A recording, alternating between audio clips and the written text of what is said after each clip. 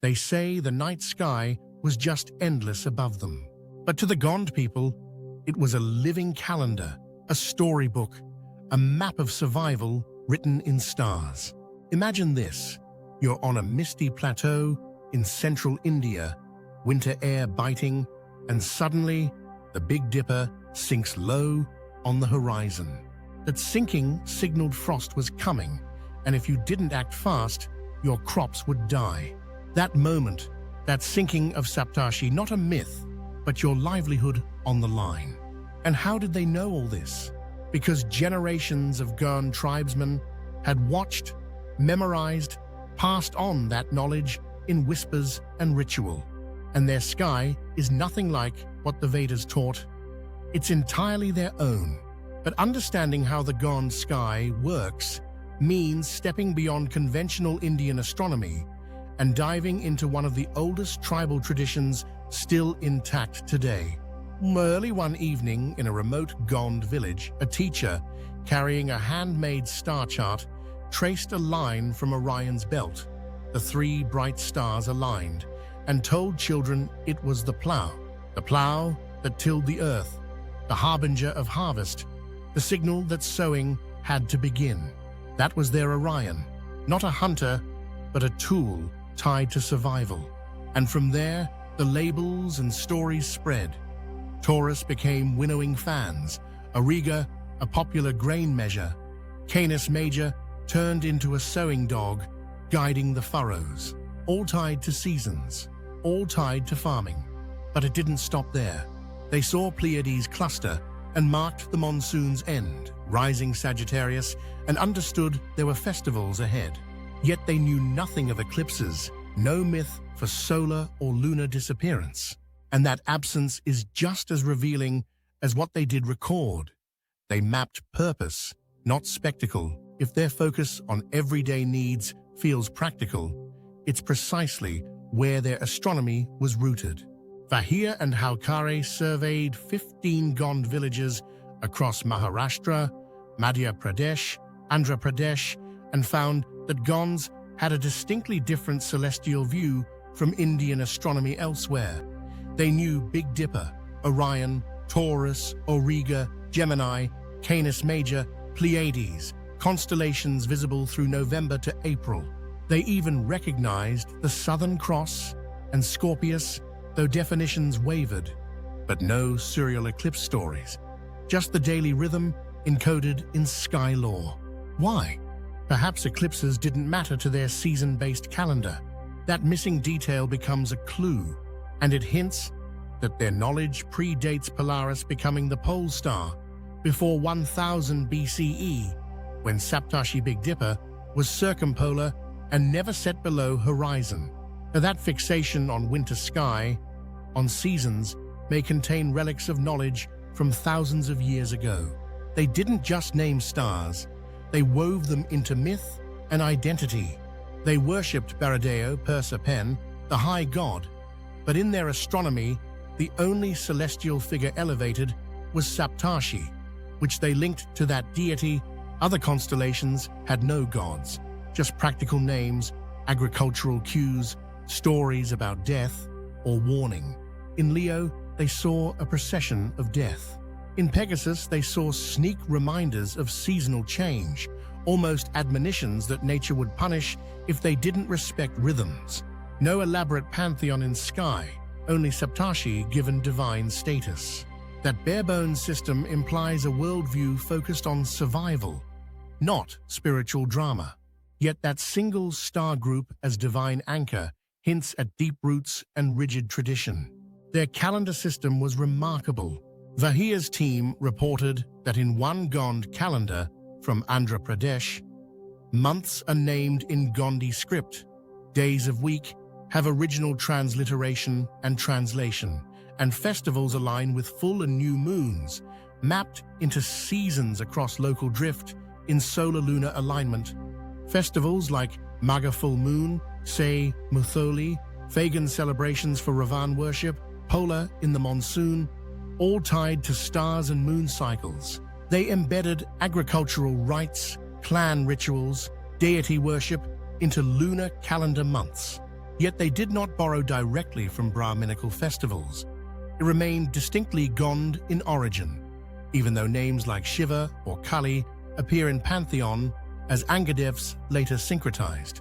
Lines scratched or painted into stone circle sites near Nagpur, Junapani megaliths, also show cup marks aligned radially or as plus signs oriented to specific sky directions.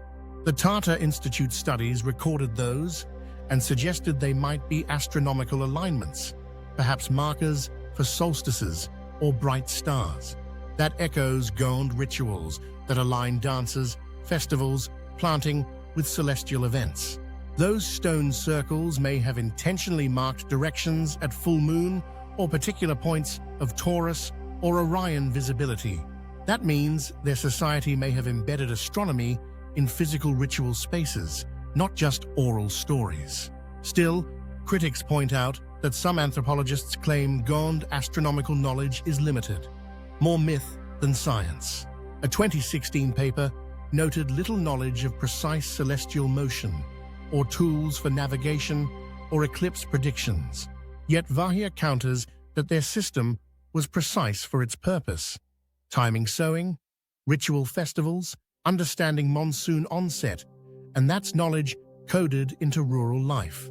In lectures today, he argues Gonds have more knowledge than many neighboring tribes, passed genetically via oral tradition, centered on Big Bear, Taurus, Gemini, Scorpio, etc. That suggests their sky knowledge isn't primitive, it's optimized for their world. Their view of Orion as plough is particularly rich. Hindustan Times reported that Gond people equate Orion's belt stars with the plough and perceive winnowing fans and harvesting tools tied to adjacent constellations. Imagine communities sitting in dusk, pointing to that line of stars, telling children, "When you see that rising, tomorrow is time to plough." That link between sky and work created community memory, encoded survival across generations. And that raises an open loop. Why did this agricultural model become dominant only in winter sky, not other seasons? That gets us to their seasonal calendar logic, which we'll dig into next. Gond knowledge clusters around winter constellations, visible roughly from November through April, precisely the sowing and harvest windows in central India. When Pleiades rise in the east, harvest is imminent. When Orion appears, sowing follows. When Taurus shines overhead, it's time for planting. When Scorpius appears low in the south at dusk, monsoon is nearing, and they might pause work. After April, the sky shifts. Southern constellations dominate, but Gonds treat that as downtime. Unlike Vedic astronomy, which spans all 8 segments of sky, Gond focus is narrow but deep. That narrow window reflects priorities, seasons that affect agriculture, and it indicates their astronomy was never meant for navigation or cosmic speculation, only community timekeeping. In their script, adopted in some calendars and festivals, they transliterate Gondi names for months and days. Researchers found tables mapping Gondi day names and month names aligned with Gregorian equivalencies and used in ritual scheduling. That script likely grew in the last few centuries, reflecting syncretism with regional language conventions. But the underlying sky rules remain ancient, and that script allowed communities to codify festivals like Say Muthali in Maga full moon, Kandera or Nagoba Jatara as time anchors rooted in stars. Nagoba Jatara itself, the massive Gond festival in Telangana, celebrated for 10 days each February, is tied to lunar month Pushya. It draws thousands of Gonds from Maharashtra, Chhattisgarh, Odisha, Madhya Pradesh to honor clan goddess Nagoba. That festival begins when certain constellations are visible at dawn. Timing built into star-moon signals. The festival's timing is predictable because Gond star lore tells them when Pushya Masam begins. That reinforces the intimate connection between sky knowledge and communal ritual identity. one that survives damming, displacement, modern calendar impositions. But where did this system come from? Genetic and linguistic studies show Gond roots are deep. Proto-Dravidian, Austro-Asian tribes, genetically isolated over thousands of years. Their sky law may be equally ancient. Vahia notes that Saptashi was circumpolar around 1000 BC in central India. That might have been sacred then, never setting below horizon, a perfect divine anchor. Their lack of eclipse stories suggests knowledge predates eclipse awareness, or eclipses held no ritual meaning. That opens another loop. What happens if we compare Gond sky law to ancient megalithic alignments across India? That comparison could show common roots or independent invention from ancient sky watchers. The focus on winter constellations echoes patterns in Australian Aboriginal astronomy too, where Pleiades rising marks seasons, Orion marks hunting season, but star law remains linked to survival, not gods.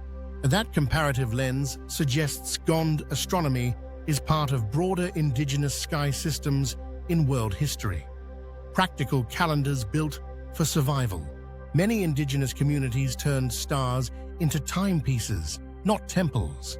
And Gonds did this long before calendars in India became Sanskritized or city-based. Now think of everyday Gond life, planting mahua trees, weaving baskets, worshipping village deities beneath a saja tree. Then gazing up and reciting star names, Lingo or Vera for the sun, Django or Nalan for moon, Condor glow, ring around moon. That oral vocabulary anchored seasons. But that vocabulary was more than simple naming. It described observations. The glow around the moon might predict rain. The procession of death in Leo might warn of disease season. These signs carried meaning beyond myth. They shaped decisions. And that connection between environmental observation and celestial patterns gave Gonds resilience. Vahia and Halkare noted absence of dramatic gods in sky, except Saptashi. But their mythology worships Angadevs, ancestral clan deities, many tied to seasonal changes. They believed in Baradeo, but also in clan and village gods, totems, and ancestor spirits. So their stars served as ritual triggers. But clergy and bard priests, Baiga, Bumka, Kaser Gaita, were primary religious actors on Earth. That reflects an astronomy integrated into ritual schedule, not religious doctrine. That practical emphasis speaks to a worldview less concerned with cosmic cosmology and more with ancestral rhythms. Still, open question remains. How did Gond star law survive centuries of Hindu kingship, colonial repression, religious pressure, assimilation attempts? Gonds often lived marginalized, secluded in forests, but even British ethnographers documented their calendars, songs, star names, and festivals in early 20th century. Their oral traditions remained resilient, even as Gondi language faded, today only spoken by about 1/5 of the Gonds. That resilience suggests sky lore was transmitted as part of everyday life. Family meals, planting, festivals, hard to erase because it was woven into survival. Today, UNESCO and universities study Gond sky charts. Schools in Gond communities encourage teaching star lore to preserve identity. And scholars like Mayank Vahia continue lectures, highlighting that Gond astronomy is not folklore. It has meaningful scientific basis for that environment. That makes Gond tradition a rare living window into early human intellectual growth. The closed loop begins here, but another opens. Could other tribes, Kolams, Banjaras, have parallel systems? And how much variation emerges when profession or foraging versus farming shapes sky perception? Vahia studied Kolam and Banjara tribes and found their sky perspective shifting with lifestyle. But similarity in identifying major constellations, that contrast deepens the question. What was original Gond approach, and what evolved through occupation, which leads to another mystery. The word signs on stone megaliths aligned to stars. Who carved those? Are they Gond ancestors or pre-Gond cultures that later transmitted the meaning? And what changed when Polaris became pole star? Did mythology adjust, or did traditions ossify? The fact that Gonds still revere Saptashi, though it shifts position, suggests rigidity and that ancient age. That savors a loop. Their astronomy may date to Bronze Age or earlier. How to test that? Archaeology and archaeoastronomy could triangulate moon-star alignments in megalith sites. We'll return to that later as we dig deeper. Back in one Gond village, children learn star names under the night sky. A teacher pointing to 3 aligned stars. That's the plough. Start sowing. They learn that Django is the moon, but when you see a glow ring around it, get ready for rain. They learn Saptashi never sets in their sky. Our Great Bear always there, just like ancestors always there. And they learn festival timing. Full moon of Magha means Se Mutholi. 5th new moon of Fagan means Ravan worship. That knowledge is more than astronomy. It's identity. It ties sky, soil, myth, rhythm into memory. That blending of sky and soul is rare. But even so, critics say it's not real science. No eclipse prediction, no telescopes. Yet maybe it was never meant to be Eurocentric science. It was functional cosmology tied to livelihood. Which brings us to the biggest open loop of all. Why did Gond astronomy survive while many other indigenous systems vanished after colonial contact or central education? The answer may lie in the way they embedded it. Star knowledge was taught at planting, at festival, at lullabies. It was woven into narrative, not written books. It was oral technology, not colonial narrative. It survived assimilation because it wasn't abstract. It was useful. And for young Gonds today, reconnecting with star lore becomes reclaiming heritage amid linguistic decline. By winter, when Saptashi rotates high and Orion glows, Gond elders tell the same stories their ancestors told. To grandchildren who may speak Marathi or Hindi in school, they pull stone charts out of dusty trunks. They chant days of week and months in Gondi language. And as they do, they rekindle rhythms older than most civilizations on that plateau. That brings us back to why their sky worldview is different.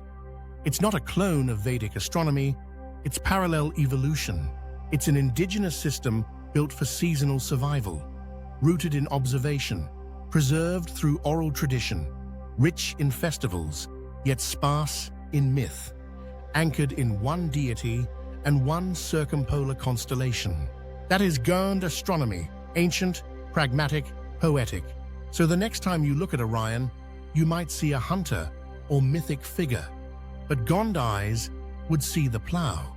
When you look at Taurus, they'd see harvesting trays. When you note Pleiades, they'd see the harvest soon. When you spot Scorpius, they'd remember rain season.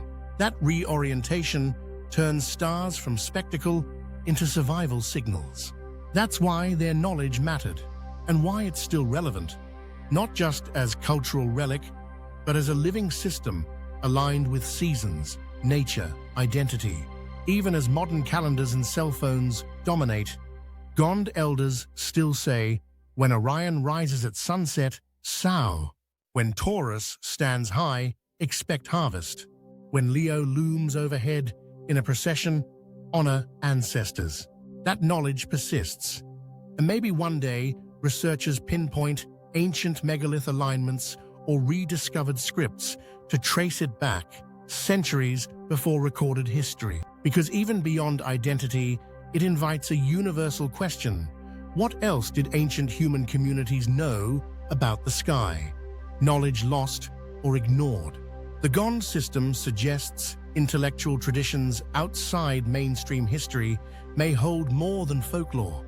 They might hold seeds of early human astronomy. And for viewers, that thread reveals something bigger. When we look at stars, what stories might survive if we stop and listen to indigenous voices? At the same time, the gaps matter. Absence of gods except one. No eclipse law, a narrow seasonal focus. These differences teach us that not all sky knowledge is universal. It's shaped by environment, by livelihood, by cultural priorities. And that's the real insight of Gond astronomy. It shows how human perception of cosmos can be radically different when words, rhythms, and purpose evolve from survival needs, not from civilization's monuments. This story matters because it's still living. The Gond sky is not museum relic. It's spoken today under chilies and moonglow, taught by parents under stars before sleep.